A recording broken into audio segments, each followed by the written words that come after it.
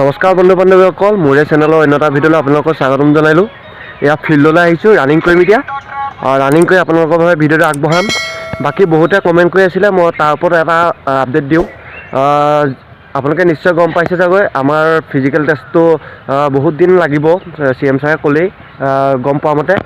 বাকী এপ্লাইটো হৈ আছে ফৰেষ্টৰ, যদি এপ্লাই কৰা নাই কৰি ল'ব, বহুত দিন আছে এপ্লাই কৰা। 28 তাৰিখলৈকে 22 তাৰিখলৈকে, ফেব্ৰুৱাৰী 22 তাৰিখলৈকে আছে, নিশ্চয় গম পাইছে।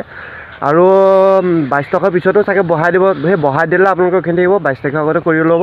বন্ধু বান্ধৱীসকল, ইয়াত দৌৰি আহিলোঁ, কাপোৰটো পিন্ধি লৈছোঁ দৌৰি আহি পিনি।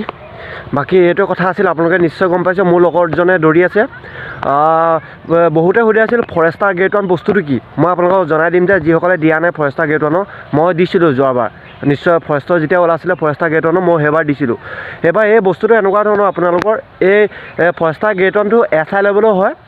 বাকী ইয়াত ফিজিকেলটো আগত হয়, ইয়াত কাট অফটো এক্সট্ৰাকৈ যাব, ফিজিকেলটো মৰাৰ পিছত কাট অফ এক্সট্ৰাকৈ যাব ৰিটেন দিবলৈ বাবে, নিশ্চয় গম পাইছে। কিন্তু SIত তেনেকুৱা নহয়, SIত হৈছে ৰিটেন দিয়াটো এক্সট্ৰা, ৰিটেন দিয়াৰ পিছতে মানে আমাৰ ফিজিকেল টেষ্টটো অনুষ্ঠিত হয়, নিশ্চয় গম পাইছে। বাকী মই এক্সপিৰিয়েঞ্চ থকাৰ কাৰণে আপোনালোকক কৈছোঁ ফৰেষ্টাৰ গ্ৰেড 1ৰ পদটোৰ বিষয়ে। বাকী এইবাৰ পোষ্ট ওলাইছে আপোনাৰ 200 কিমানটা, নিশ্চয় গম পাইছে। বাকী সেইটো কথা আছিল, ফৰেষ্টাৰ গ্ৰেড 1টো প্ৰথমতে আপোনাৰ ফিজিকেল দিব লাগিব, যিটো ৰানিং হ'ব আৰু জাম্প হ'ব, চিন আপ নহয়। ইয়াত দৌৰি আছে দেখিছে পিছফালে, যিটো ৰানিং হ'ব আৰু চিন আপ নহয়, নিশ্চয় গম পাইছে। ৰানিং হ'ব আৰু জাম্প হ'ব, নিশ্চয় গম পাইছে।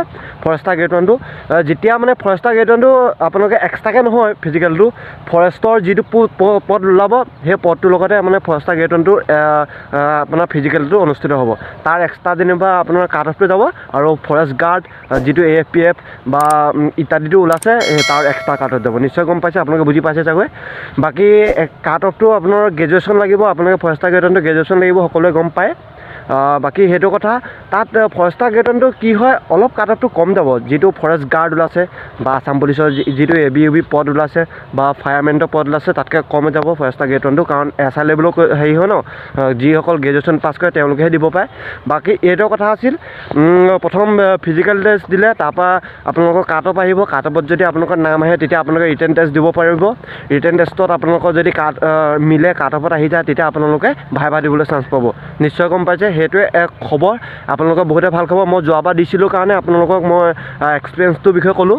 মই যোৱাবাৰ দিলোঁ, যিটো মানে পালোঁ তাৰ বিষয়ে ক'লোঁ আপোনালোকক, নিশ্চয় গম পাইছে। বাকী সেইটো কথা আছিল, আপোনালোকে ধৰি লওক 31.80 বা 31.60 তেনেকুৱা পৰা আপোনালোকৰ কাট অফটো যাব পাৰে।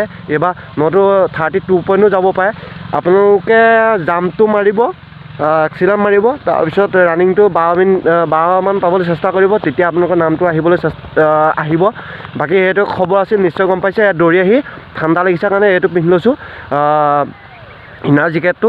বাকী সেইটোৱে কথা আছিল, আপোনালোকে বুজি পালে। যদি বুজি পোৱা নাই, ভিডিঅ'টো তলত কমেণ্ট কৰিব, মই আপোনালোকক সম্পূৰ্ণ ডিটেইলছ সহকাৰে বুজাই দিম। আৰু এই ভিডিঅ'টোৰ ডেছক্ৰিপশ্যনতে এটা হোৱাটছআপ গ্ৰুপৰ লিংক থাকিব, তাত গৈ আপোনালোকে জইন হৈ ল'ব। যদি আপোনালোকে জইন হ'ব বিচাৰে, তাত মই যিকোনো আপডেট আহিলে মই আপোনালোকৰ আপডেটটো দিবলৈ চেষ্টা কৰিম। ধন্যবাদ।